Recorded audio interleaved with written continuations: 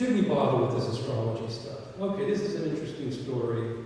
People were all wound up and excited about these models, and no one's shown to work. Fine, history's history. Maybe we just forget about it unless we're historians.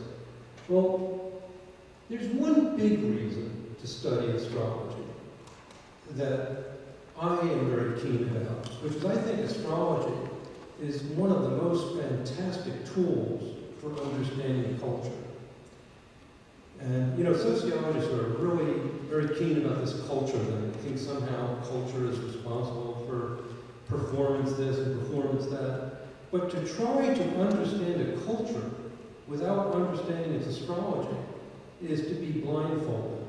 Because the cultures have written in extreme detail exactly how they conceptualize how life works, what life is about, how humans behave, and why they behave.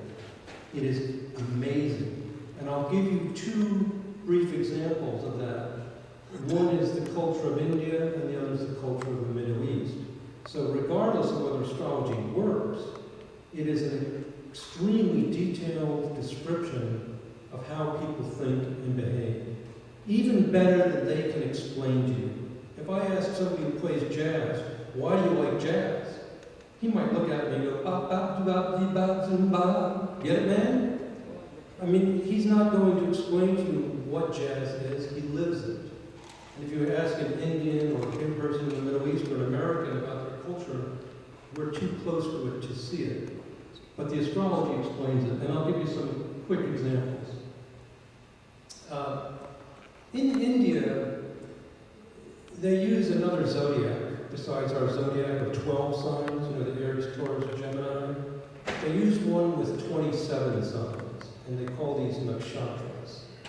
The nakshatras are the spiritual self. This is what they use to pick people to marry each other. They have these astrologically determined marriages, and largely built on the nakshatras because it's the spiritual self, the inner self. And there are 27 of these signs. Well, the way this works out is that throughout all of astrology, 3 is a number of harmony. It just is. It's the way the mythology, the astrological mythology works. And 4 is challenge. 3 times 3 is community or harmony. So you see 9 always associated with healing and the maternal.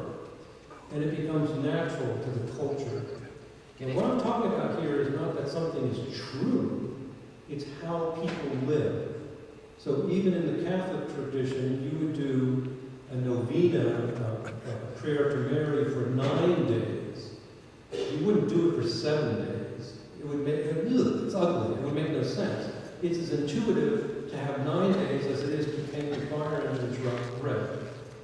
Because the symbolism, the vibrational quality, according to this model, is that 9 is healing. And this is the way it works throughout the astrological tradition. And 27, 3 cubed, becomes healing at another level, or spiritual enlightenment. So a culture that emphasizes moksha, or spiritual enlightenment, and has that pervading, has a zodiac of 27. Now, I'll give you some idea of how these ideas are determined. Here, by the way, is an astrology chart of somebody we all love, Johannes Kepler. And on the inside of this ring are the 12 zodiac signs, like that Sagittarius, Capricorn, Aquarius. And these guys around the outside are the nakshatras, the 27 nakshatras. If you count them, there's 27. And according to Indian astrology, these are the key to inner development and spiritual development. And what they also do in India is they divide each one of those nakshatras by 4. Let me go back a slide. See each one of these 27 little colored areas? They have a subdivision of 4.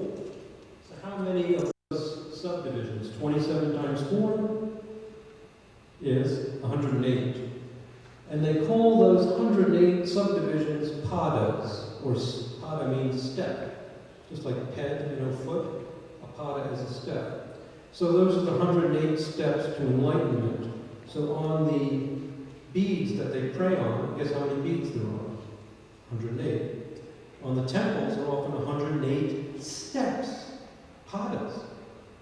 So the culture, the way the architecture is done, the way life is understood, is actually described in detail in the astrology, and you understand why they're doing what they're doing and why their belief system is the way it is.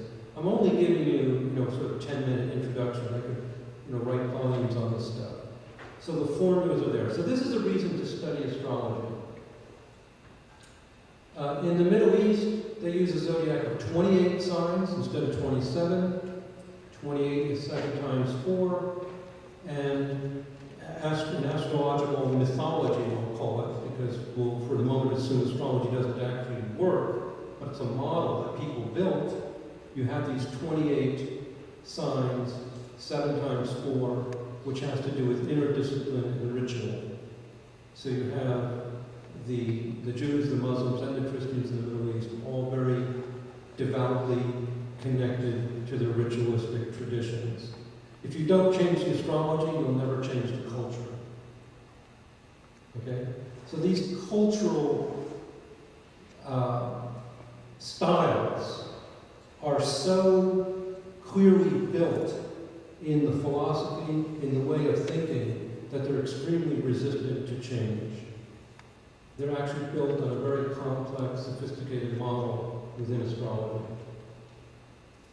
Okay, so that was just a quick introduction. I don't have time to, elaborate on that further, but you can at least